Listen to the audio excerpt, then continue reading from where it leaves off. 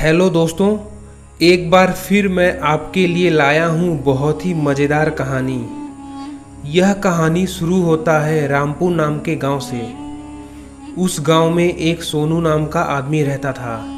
एक दिन शाम को वह कहता है, चलो बैठे बैठे बोर हो रहा था, थोड़ा घूम कर आता हूँ। ऐसा कहकर वह घूमने निकल जाता है।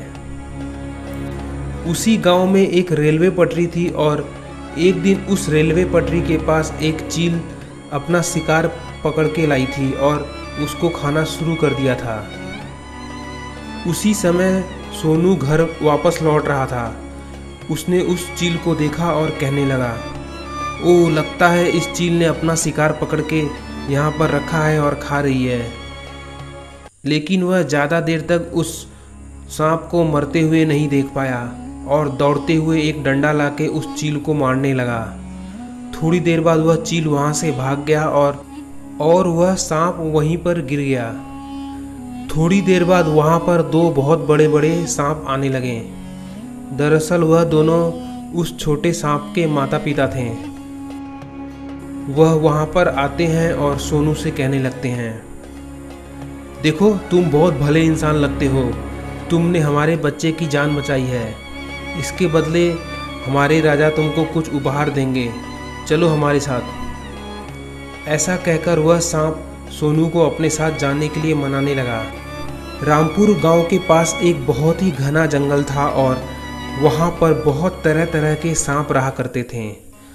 वहां पर कुछ इच्छाधारी सांप भी थे और उनका एक राजा भी था।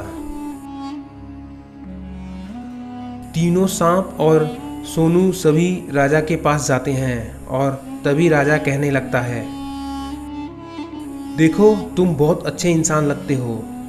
मैं तुमको एक उपहार देना चाहता हूँ। इसका इस्तेमाल हमेशा अच्छे कामों के लिए करना। सांपों के राजा ने खुश होकर सोनू को एक मणि दिया। सोनू उस मणि को पाकर बहुत खुश हुआ और वापस अपने घर की ओर आने लगा। वह उस मणि का इस्तेमाल हमेशा अच्छे कामों के लिए ही किया करता था और उसको बचपन से ही सुपर हीरोज के कहानियाँ पढ़ना बहुत पसंद था। इसीलिए उसने अपना एक सूट बनवाया और उसमें वह मणि लगा दिया। इस तरह उसका सुपर हीरो बनने का सपना भी पूरा हो गया। एक दिन उसी गांव में कहीं से बहुत खतरनाक ड्रैगन आता है और उसको देखकर गांव में एकदम भगदड़ मच जाता है। उसको देखकर सभी जीव जंतु इधर उधर भागने लगते हैं और गांव में कुछ लोग वहां पर रोड पे बात कर रहे थे। ड्रैगन को देख के वह भी इधर उधर भागने लगते हैं और वह ड्रैगन धीरे धीरे बहुत सारे जीव जंतुओं पे हमला करने लगता है और उनको अपना शिकार बना लेता है। वह ड्रैगन थोड़ी देर तक गांव में चारों ओर आग लगाना शुरू कर देता है और बहुत सारे जानवरों को मार देता है। थोड़ी देर बाद यह बात सोनू को भी पता चलती है और वह अपना सूट पहन के अपने छत पे आ जाता है और उस ड्रैगन को मारने का प्लान बनाने लगता है। थोड़ी देर बाद वह उड़ते उड़ते उस ड्रैगन के पास जाता है और उस पे हमला करने लगता है, लेकिन उस ड्रैगन को ज़्यादा असर नहीं होता। तभी वह ड्रैगन आग उगलने लगता है और वह सोनू के ऊपर भी लगने लगता है। सोनू किसी तरह नीचे से ड्रैगन पे हमला करता है, लेकिन ड्रैगन सोनू को एक हाथ मार देता है और सोनू नीचे गिर के बेहोश हो जाता है।